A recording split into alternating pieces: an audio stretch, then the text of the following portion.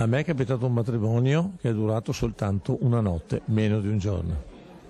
La causa? Probabilmente si è svegliato la mattina e avrà detto: ma chi è quella lì che ho vicino? Devo tenermela per tutta la vita. Un caso limite che però esemplifica il momento. In Veneto la coppia scoppia. Dal 90 ad oggi le famiglie si sono disgregate mediamente per il 50%.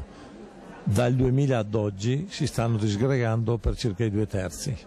Tra le cause, soprattutto la diffusione di Internet.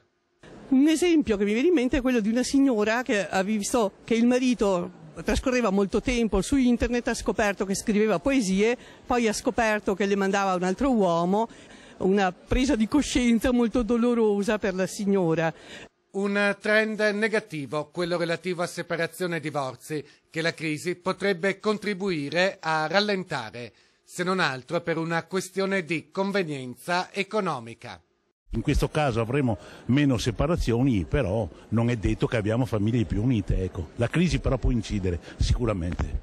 Alla luce di tutto ciò, l'avvocato è chiamato ad indossare una nuova veste. Ecco, in questo contesto il ruolo dell'avvocato pare non essere più solo quello del difensore nelle cause avanti l'autorità giudiziaria, ma quello di dirimere i conflitti.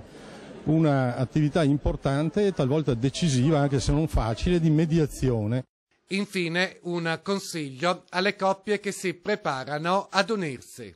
Leggere qualche libro che tratta i problemi della coppia, leggerlo assieme per verificare se sono in grado di affrontare i problemi che derivano da una convivenza stabile e continuativa.